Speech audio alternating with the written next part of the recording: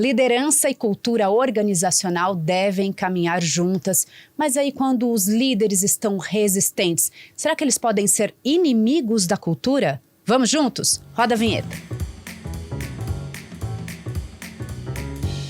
Fala, TID, a gente está aqui, Igor, com alguém que parece que já é bem conhecido e claro que foi uma ótima coincidência, e a gente vai falar de assuntos aqui um pouco polêmicos, então bem-vindo, Igor. Opa, mais um papo super animado, começando mais um episódio do Fala TID para levar um pouco mais de ideias, assuntos e destacar a importância para quem atua no desenvolvimento de pessoas, desenvolvimento de organizações com maior performance, com melhor colaboração, e tenho certeza que o papo hoje vai ser especial. E esse nosso convidado tem história com o Igor, tem história com a ATD, é o Rolando Pelliccia. Ele é consultor e coach executivo, mais de 30 anos de experiência em aprendizagem organizacional, cultura, desenvolvimento de liderança. Ele é sócio da GTR3S, é isso? Já assessorou? G3. G3, ok.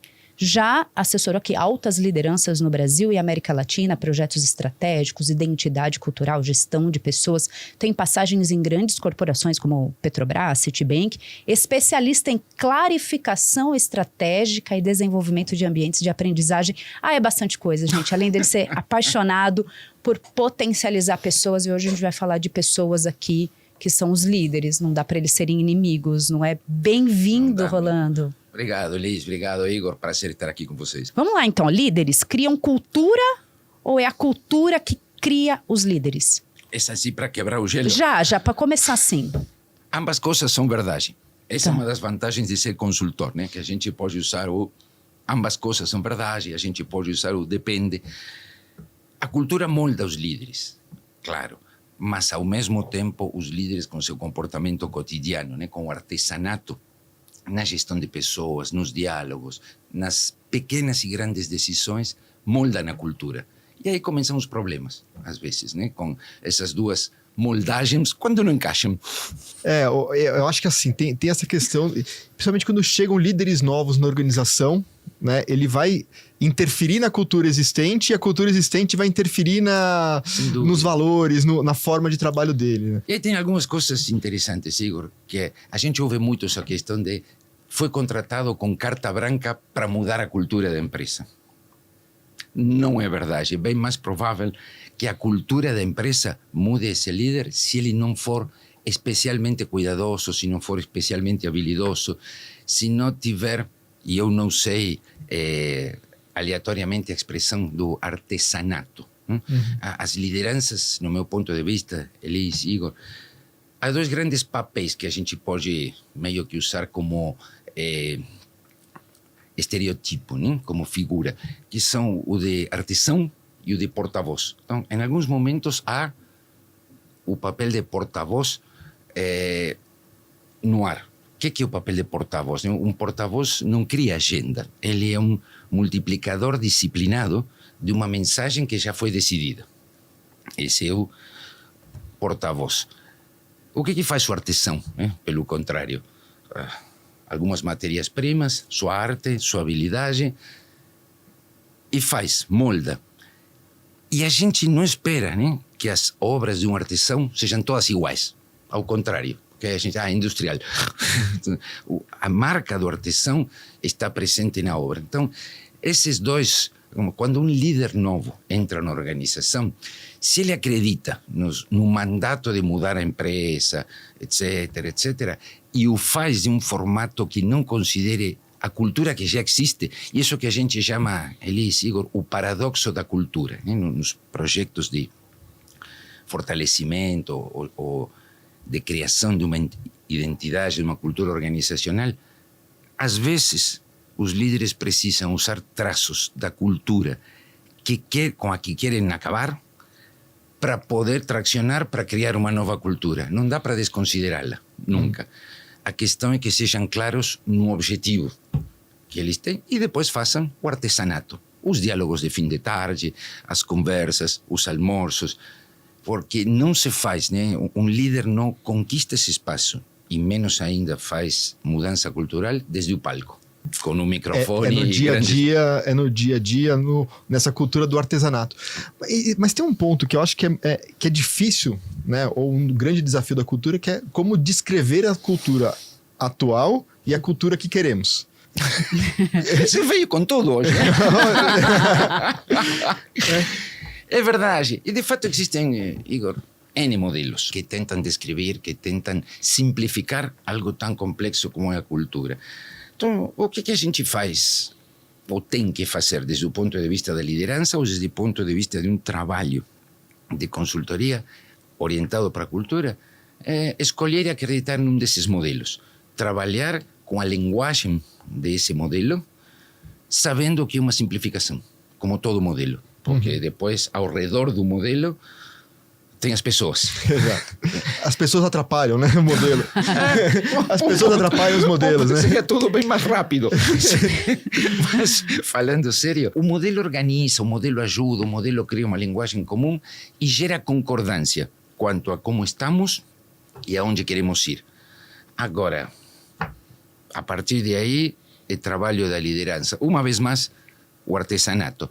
E o porta-voz, né? Também o líder inspirador, o que fala abertamente, né? Para essa comunidade que é a empresa, o que quer, para onde quer ir. E trabalhar pela adesão. Sabendo que em qualquer processo de cultura organizacional vai perder gente. Uhum. Vai perder gente boa, vai fazer com que outras pessoas mudem e vai encontrar pessoas que estavam meio perdidas em uma cultura determinada e se entusiasmam com a nova e aparecem. E aí está o trabalho dos líderes, né? A sensibilidade, o radar de entender qual é o impacto pessoal dessa ideia de mudança cultural que um líder trouxe, que um líder novo, né? Trouxe, mas sozinho. E estamos falando sempre de líderes e de empresas e de culturas de capital aberto, etc. No mundo das empresas familiares é outra coisa, né? Vai ficar um pouquinho mais complicado daí se for nesse caminho. Tem gente que fala que não tem cultura, né? Não, isso daí é a cultura do dono. A cultura do fundador, né? A impronta do fundador, que em geral ajuda e muito, até que chega um momento que pode atrapalhar esse próprio fundador, e a gente cansa de ver casos nesse sentido, mas não dá para negar que os critérios de escolha do fundador, o histórico do fundador, quando ele está presente, tem um impacto fortíssimo. Então, é uma liderança, claro, mas é outro tipo, né, de liderança, é o verdadeiro ownership. Sim. Rolando, é claro que a cultura existe desde sempre. A cultura organiza, qualquer empresa tem cultura desde sempre, mas nesses últimos tempos a gente tem falado de precisar ter o fit cultural para entrar numa instituição, numa organização, e mais ainda dessa liderança, porque se não tiver, a gente sabe que vai ter problemas. O que mudou? Se a cultura sempre existiu, se ela sempre existiu, por que agora ela é tão fundamental para que a gente faça as pessoas se envolverem e gerar performance? Por vários motivos, Elis, mas há um deles que é interessante, que é o modo de olhar para as pessoas mudou. Para além daquela questão de recursos humanos, ou talentos, ou gente, pessoas, para além das palavras, o modo de olhar para as pessoas mudou. Então, um líder sem fit cultural em uma organização, entrando numa posição de autoridade, podia fazer uso justamente da autoridade do cargo e trabalhar com base na obediência das pessoas à autoridade do cargo. Hoje em dia, né, os seres humanos que a sociedade cria, e alguns deles escolhem ir para o mundo corporativo, não aceitam mais isso. Então, a questão é por que se fala de cultura? Porque a cultura é a ponte para reter cada vez mais, em condições de maior compromisso, né, e de maior saúde e dignidade, saúde social e dignidade, as pessoas que estão na organização. Então, se eu não tenho a autoridade, o que eu tenho? A influência para exercer os cargos de liderança. Agora, há um paradoxo interessante, Liz, na tua pergunta, porque a gente busca muito o fit cultural, Mas o fit é semelhança. Uhum. E se eu quero mudar a cultura? Então, Mas será que a gente quer mesmo mudar a cultura? a Você gente tem que fica muito nessa ideologia de que A gente tem que precisa. acreditar, pelo menos a princípio, nas declarações dos líderes que falam disso. Depois a gente verifica se há integridade entre o discurso e a prática.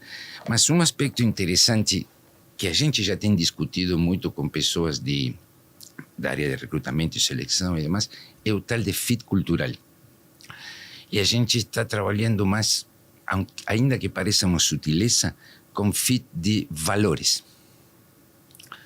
Porque são esses valores que vão sustentar alguém dentro da organização, querendo uma mudança cultural ou querendo uma manutenção cultural, o que também é válido. Tem organizações que não têm a menor intenção de mudar a sua cultura. Ao contrário, estão satisfeitas, já são fortes, já são uma fortalecer a marca, própria cultura. Querem fortalecer a cultura. Então, o fit cultural, se a estratégia é fortalecer a cultura, é ótimo. Agora, o fit cultural, se a estratégia é mudar a cultura, é um problemão. Tem que ter o fit com a nova cultura que quer ser criada, para que ela comece a germinar. Mas aí não é fit. Aí não é fit.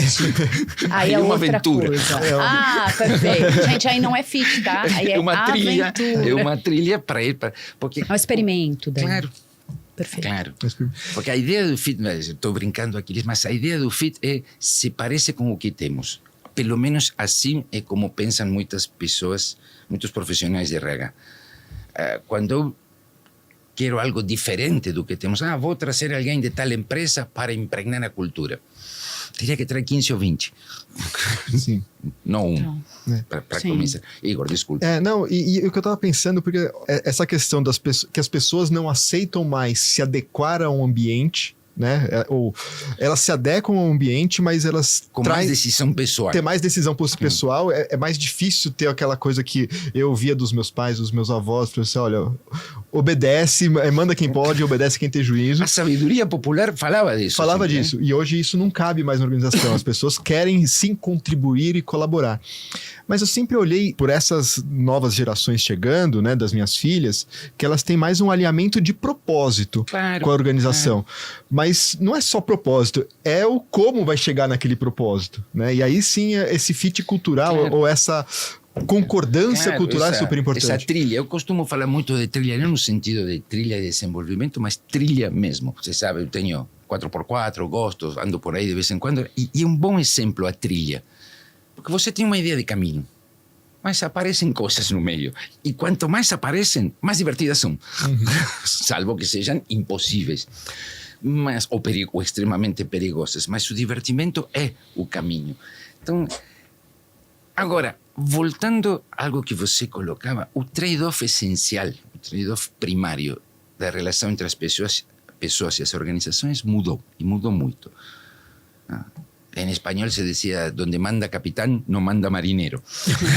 Boa. Eu te ofereço estabilidade e eu te peço tua disciplina e tua obediência. Durante anos, as pessoas trabalharam nesse trade-off. Teus pais, meus pais, provavelmente eu mesmo. Eu também passei por isso. No início da minha carreira e demais.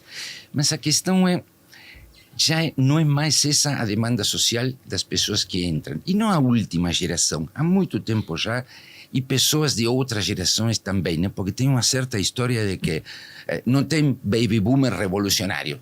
Não é verdade. Né? E toda a geração Z é um empreendedor. Não é verdade.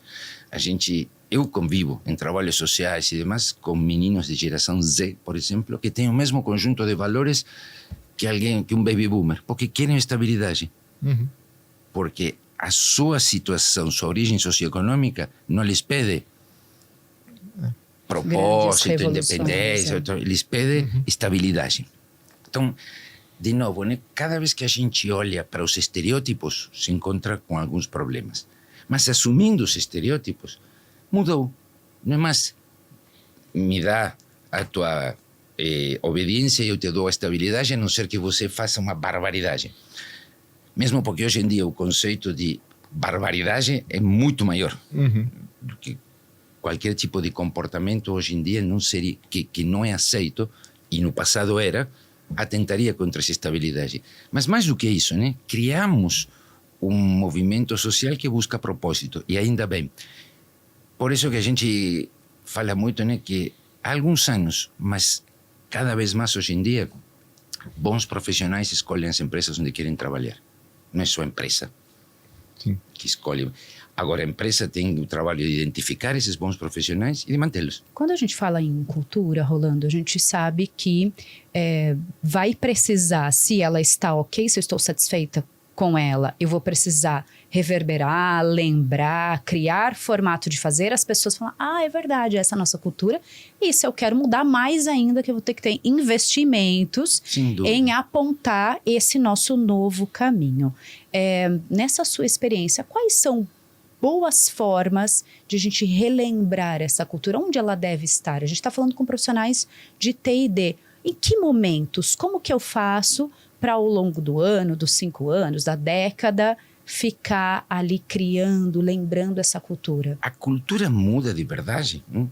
Quando as mensagens organizacionais diversas, os estímulos, e aí as pessoas de T&D têm muito a ver, mudam. E mudam em uma mesma direção. A principal mensagem, pensem em vocês mesmos, nas suas experiências profissionais, a principal mensagem, a mais forte, é o comportamento dos líderes. Uhum. E vê que estou falando de comportamento, não o discurso dos líderes, porque com alguma frequência... São diferentes. Obrigado. Não queria ser eu a falar isso. Sério, é verdade. Nossa. É raro, mas acontece sempre. Então, a gente costuma dizer, né, quando as pessoas acreditam, ou veem, melhor dito, que seu líder, cotidianamente, se comporta como está dito nas paredes, esse é o maior estímulo, esse é o melhor estímulo. Quando veem que não é assim, não tem outro estímulo mais forte que esse. De novo, a sabedoria popular costumava dizer numa época, né, que as pessoas se demitem de seu chefe, não da empresa. Por quê? Né? Porque quem cria o ambiente onde eu vivo cotidianamente, que me dá satisfação ou frustração, que me entusiasma ou me cansa, é o meu chefe. Muito além, o meu chefe e seus critérios de decisão, muito além das políticas da empresa. Uhum. Então, onde tem que estar, desde o ponto de vista de T&D, eles na eficacíssima educação e apoio a esses líderes. E, de novo, não é só educação, também apoio, né? Porque o líder pode ter dúvidas, né? O líder pode precisar apoio muito além de um programa formal de treinamento. Eu posso continuar? Deve. Porque nos leva ao ponto do perfil das pessoas de T&D, que é justamente a que olham. Quando, por exemplo, uma organização diz queremos um processo de fortalecimento, de mudança ou de clarificação da nossa identidade estratégica. A gente funciona todos os dias, mas quem somos? Como somos? Se tivermos que falar disto, como definimos? E aí, inexoravelmente, cai no RH e mais ainda cai em T&D. A questão é, de que falam as pessoas de T&D quando falam de cultura organizacional? De um conjunto de artefactos. Então, vamos tirar as paredes. Tá burocrático vamos demais. Colocar vagas iguais para todo mundo. Né? Isso não resolve. Pequenas demonstrações que é trocar o quadro na parede por uma... Que são peças que ajudam. Mas tem um perigo. Porque o movimento é sedutor. Todo mundo gosta do que viria atrás disso. E depois os líderes continuam agindo como antes. Né? Então, eu não tenho mais porta, mas tenho uma plantinha. Ainda assim ninguém entra. Ou as vagas são todas iguais, mas todo mundo sabe que aquela não pode parar. Porque... Exato. Então, não é... Claro, os símbolos são importantes, não há a menor dúvida. Os símbolos dão o contexto. Mas a questão é como faço para que o conjunto de líderes da organização, primeiro, e depois muita mais gente, se mexam no mesmo sentido. Se comportem mesmo dessa forma. Que é o comportamento. Tem Voltamos ao artesanato. Sim. Tem a frase famosa, né? Que a cultura come a estratégia no café da manhã. Mas, Pobre Drucker. Drucker. Tantas coisas que falou. Ficou com essa. Mas tem uma amiga, Carol Anciola, que ela faz uma provocação que assim... E os estímulos, eles moldam a cultura durante a noite. Claro. Como diria Shine, né? Porque as ações, né, o que o líder está fazendo, as ações das pessoas dentro da organização e principalmente da liderança, são elas que definem a cultura. E ter a clareza disso é super importante. Eu costumo falar isso sempre. A questão é, o líder durante o dia age, diz coisas, faz coisas, toma decisões. Agora tem que passar pelo teste do travesseiro dos seus liderados à noite. Porque em algum momento a gente para e reflete, né? Em algum momento a gente pensa no dia que teve, nos últimos dias que teve, em como supõe os dias que virão. E aí não está o líder, está o indivíduo sozinho, ou sozinho com pessoas da sua confiança, pessoas da família.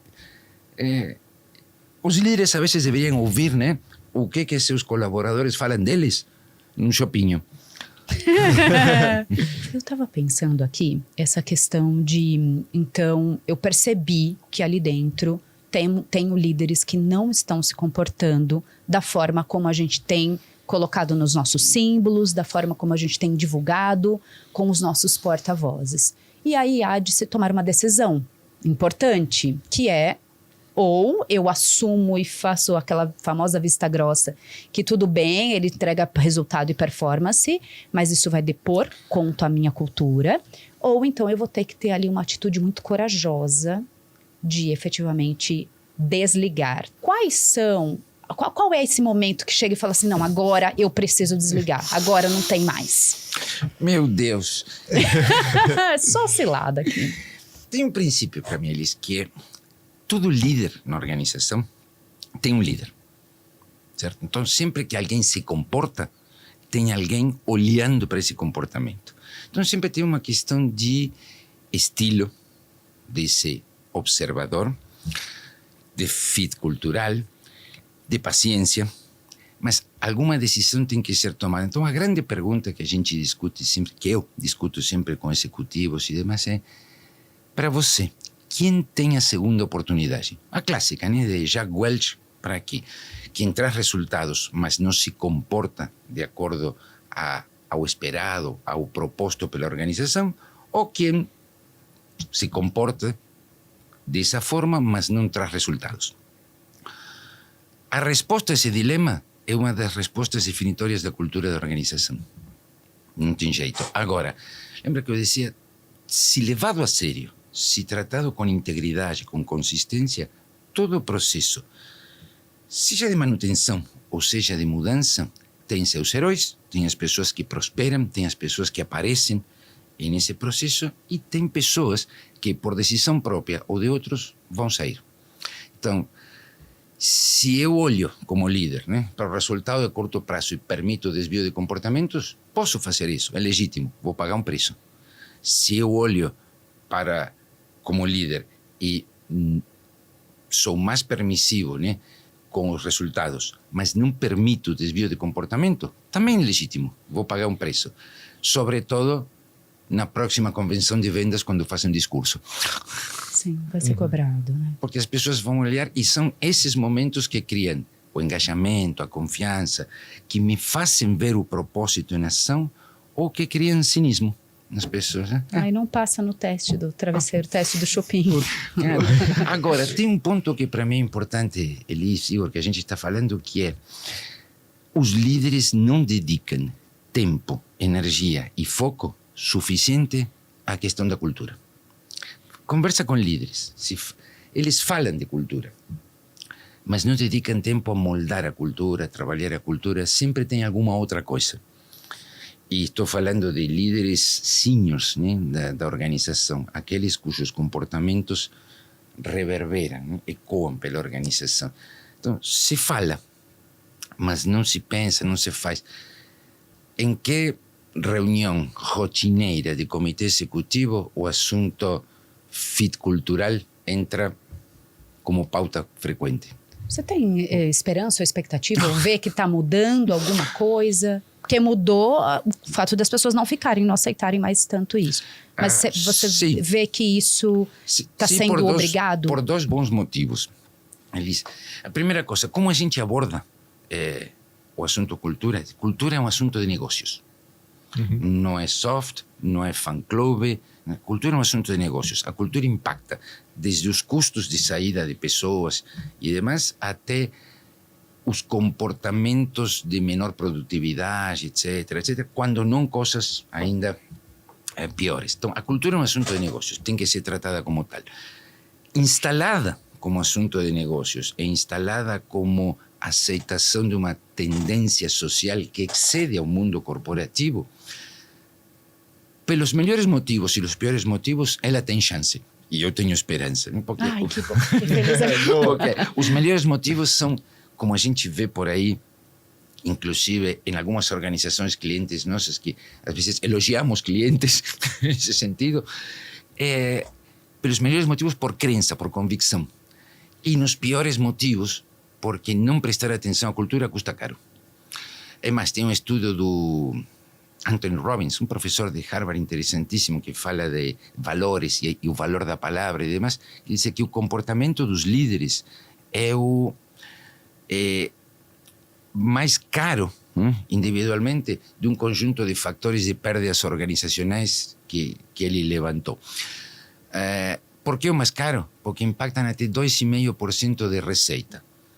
O David McClellan, clássico há muito tempo, ele diz que o comportamento dos líderes é responsável por até 70% do ambiente de trabalho, da predisposição ao esforço extra das pessoas, do desejo de ficar das pessoas.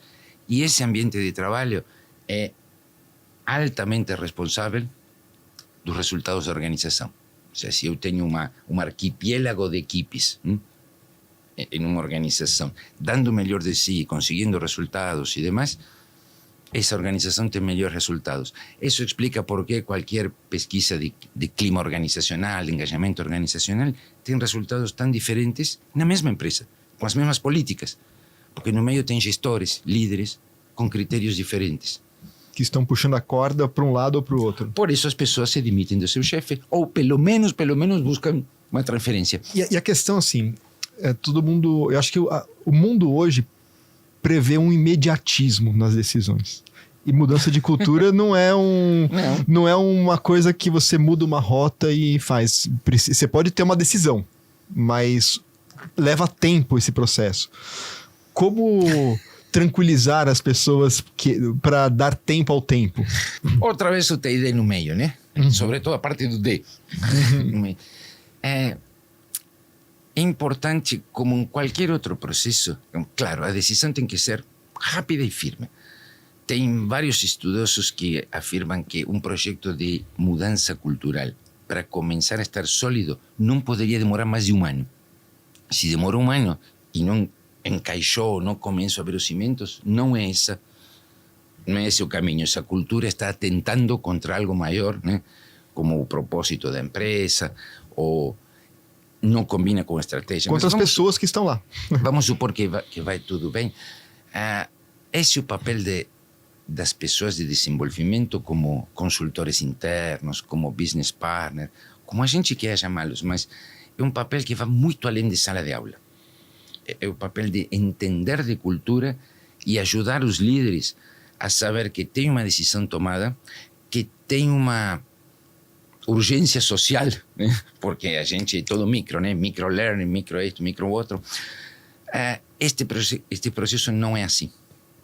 E os líderes vão ter que se adaptar, vão ter que trabalhar, que não há mudança cultural. Pode até haver uma decisão em papel rapidinha de mudança cultural. Mas não há mudança cultural de verdade. Quando há mudança, porque de novo, né, a gente tem o fortalecimento, que às vezes esquecemos. Sim. Mas quando há mudança cultural, isso não se faz. A gente costuma dizer que exige uma geração gerencial. Tá. Ou seja, não uma geração de idade, mas um movimento dentro dessa comunidade que é a organização, um movimento de quase uma geração de novos gestores que já cheguem com comportamentos determinados, com ideias determinadas e com predisposição a alinhar discurso e prática. que também nessa mudança de geração de liderança, para aquelas organizações que querem manter a cultura, é o outro desafio de solidificar essa cultura para... Mas, ao mesmo tempo, manter arejados os espaços, né? Sim, exato. para que as pessoas tenham, de novo, os que a sociedade mandou para dentro do mundo corporativo querem crescer. Sim. Como criamos esse espaço? Darwin explicava bem essas coisas, né? Mas ainda assim, isso que eu dizia, Elis, Igor, muitas vezes não se presta atenção a esses intangíveis. A gente costuma dizer que há tanto cuidado, né, no tangível, a vaga, quanto no intangível. Ou seja, como estamos pensando a movimentação a futuro. Nós costumamos trabalhar muito com criação de cenários. Você quer uma cultura assim, assim, assado. Ok, vamos pensar um dia. Como vai ser? Em uma situação tal, a nova cultura, você vai ter que agir como? E como ajudar as pessoas, né, a tangibilizar, a visualizar. E aí, de novo, os líderes não dedicam tempo à cultura e as pessoas de T&D estão comprando as partes visíveis e tangíveis da cultura, que não é tudo. Então, há também um trabalho de T&D de aprender a comprar processos de mudança cultural. Não só com consultorias e demais, mas se preparar para a mudança cultural e demais. Pouco se fala da experiência que vivem as pessoas em um processo de mudança cultural, mas mais se fala de qual é o treinamento com o modelo tal de cultura que vamos dar. Ou quais são os exemplos pontuais que vamos fazer.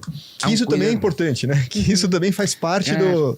Claro, o Fala T&D, né, que tem seu público nas pessoas de T&D, há algo para ser feito também desde o ponto de vista de efetividade de qualquer processo dentro da organização, é nesse umbral, né, que é a área de T&D. Eu costumo falar sempre que T&D é um umbral, né, para recursos humanos em geral, mas T&D em particular, né? Onboarding, desenvolvimento, treinamentos formais, claro, disposição para ajudar e ouvir, etc. A própria figura do business partner, né? Quando a gente olha, há um repertório único na área de T&D para apoio à organização. A questão é que, às vezes, esse repertório não está sendo usado no seu máximo potencial. E o assunto de cultura é novo. Então, as pessoas de T&D ainda, muitas delas estão mais focadas no T que no D. Rolando está fazendo provocações aqui para a nossa comunidade, né, Igor? E eu até fiquei pensando que o tema do CBTD desse ano, que tem a ver aí com legado, traz muito para a gente olhar para esse intangível. Perfeito. O tangível é importante para que a gente possa mostrar que um trabalho está sendo feito. Claro. Mas é no intangível que vai acontecer o comportamento e a cultura. É verdade, Elise. Eu acho que assim, a cultura é o legado da organização. Sem dúvida. Né? Então, é o que está lá, é o que as pessoas que passaram por aquela organização deixaram na forma de ação das pessoas. E as pessoas que estão novas estão interferindo nessa cultura. Né? E ter consciência desse legado, ter consciência desse modelo cultural é fundamental para tomar as próximas decisões, seja de fortalecer isso, seja de buscar novos caminhos. E com isso, Igor, avaliar um pouquinho o tipo de encrenca em que quero me meter. Perfeito. Quando eu falo de mudança de cultura. O Schein dizia, né, sempre, por que é tão difícil mudar uma cultura, ainda que sejam aspectos dela? Porque, em geral, ela é o resíduo do sucesso do passado. Porque senão não teria se transformado em cultura. Perfeito. Então, de repente, eu digo, mudança cultural. Mas as pessoas viveram. Viemos até aqui com isso, por que vamos mudar, né? Exatamente. Agora, a questão é, o mundo ao redor muda. Né? O mundo ao redor gira, muda. Nós somos porta-vozes, né? do VUCA, do BANI, e daqui a pouquinho vai aparecer algum acrônimo novo que fala de quão inestável é tudo, né? E isso excede a organização. Por isso que eu falo sempre da questão dos seres humanos que a sociedade manda para dentro da empresa. Que antes queriam, hoje elegem. Como, agora, as coisas mudam, claro. Então, a cultura do passado foi base do sucesso do passado. Isso. Estes dias eu estava falando, historicamente a gente tinha um exemplo, né, que é a questão do chapéu. Né? Um momento dado se deixou de usar chapéus e todo mundo dizia, puxa, os fabricantes de chapéu têm que entender, né, que seu negócio é a moda, não o chapéu, porque senão vão quebrar, etc. Ou fabricam bonés. Mas depois passou, né, a máquina de escrever, depois passou o correio, e agora são as chaves, né? Os fabricantes de chaves estão tremendo, porque todo mundo... Hoje, com o rosto e o dedo, eu não preciso mais de chaves. Então, falamos dos chapéus dos anos 30 e do que está começando a acontecer com as chaves de casa. Quem anda com chaveiro hoje? Exato. Cada vez menos gente. Isso continua, sempre foi assim. Sim. E era bonito ter aquele chaveirão que tinha com muita tipo São Pedro, né? Eu abro todas as portas. Não é, mas tem mais esse status. Eu às vezes hoje em dia me pergunto o que aconteceria se a gente corta o dedo, né? Porque não aí precisa achar onde eu coloquei a chave. A maldita chave, claro. Mas é que sempre aconteceu. Esses movimentos sociais maiores que a organização sempre aconteceram. Algumas organizações os aproveitam, outras não. Algumas prosperam, outras se perdem. Mas sempre está esse movimento ao redor. Então, uma vez mais, a questão é o radar, né? A sensibilidade das pessoas de T&D, que são olhadas, né, por alguma estranha coisa, e tomara que assim continue, que somos olhados como os radares de sensibilidade da organização e demais. Estamos nos preparando para isso? Sim. Uau. A gente está caminhando muito para o final. Eu tinha mais umas perguntas, mas eu vou Deus. ter que ir para o momento Tome Devolve. Que a gente joga uma expressão e você muito resumidamente responde, tá bom? Resumidamente? É muito assim, tipo... esse é o desafio. É uma palavra ou uma frase. Vai. Vamos lá. Apagão na liderança. Fantasia. Fantasia, sério? Uau, é o Era primeiro só que uma. traz. Eu não... Porque foi genuíno. Fantasia, tá bom. Gestão pelo medo. Um horror. São duas. Horror. Tá. E o líder nato? Se hace. Rolando, dá pra fazer um líder inimigo virar agente de mudança? Sim. Tem jeito de fazer isso? Sim. Eu posso... Como? Vai. Como? Porque eu fiquei no como. Com T&D. Com as pessoas de Com T&D T&D. trabalhando A efetivamente. gente pode fazer alguma coisa. Ou mandando embora também, né? Porque também porque é um caminho exemplo. liberando. Por isso que eu pensei, porque a pergunta não é dá para fazê-lo. A Tá. questão é, ele quer se transformar em um aliado? É isso. É descobrir isso. Porque e aí o D entra. Se ele não quer, Libera. estão amigos como antes. Perfeito. Mas em outra empresa. O que não é óbvio sobre Rolando? Que eu sou argentino e tenho sotaque, não, né? Isso é bastante óbvio. Não sei. Não, mas não é óbvio que é argentino, não. Talvez... O que não é óbvio sobre mim? Bom, tudo que não se vê, né? Tudo que eu não conto. Tem algumas coisas das quais eu gosto muito e algumas pessoas não sabem. Eu gosto muito de jogar rugby, por exemplo. Rugby? E de trabalhar. Hoje em dia não faço isso tanto, mas trabalhei muito com crianças. Porque acredito, como coach e demais, porque acredito nos valores do rugby. Uma que eu não contei nunca, é a primeira vez pública. Olha lá. Eu já fui para a guerra. Olha! Depois de 38 anos aqui, pouquíssimas pessoas sabem. E por que estou falando isso? Pelo comando e controle, né? Sim. Eu vivi uma experiência de organização, né? Para a guerra de Malvinas, né? Que eu fui mobilizado. Que eu tive a sorte de ter 20 anos na época da única guerra da história moderna da Argentina. Então eu vivi o líder comando e controle, o líder que humilha pessoas, e eu vivi a experiência de estar feliz com os problemas e as desgraças desses líderes muitos anos depois. Então a liderança tem impacto duradouro, né? Nas pessoas. E a outra coisa que não é tão óbvio sobre mim, que eu tenho todo assim um discurso e uma competência e demais para o mundo corporativo, mas eu aplico a mesma coisa em casa, porque estou casado pela segunda vez com a minha esposa, que foi minha primeira namorada muitos anos atrás. Olha, que legal. Chegamos nesse casamento, ela com 3 filhos, eu com 4, com histórias diferentes e demais, filhos entre 40 anos hoje em dia e 19. Não há merger no mundo que seja mais difícil que esse. não há help desk que seja mais acionado que esse, com filhos em diversas idades, com problemas Gestão diferentes. cultural dentro de casa. Gestão cultural, o ensamble das duas famílias foi um processo, tudo o que eu sabia sobre cultura organizacional e demais, chegou até aí. Muito bom. Muito bem, onde que as pessoas te encontram para continuar esse papo? Hoje em dia, na G3, Gente, Gestão e Governança, é isso, me encontram por aí. Excelente. Eu escrevo bastante, estou sempre disponível. Tem outra coisa que eu diria que não é muito notória de mim, não parece, né?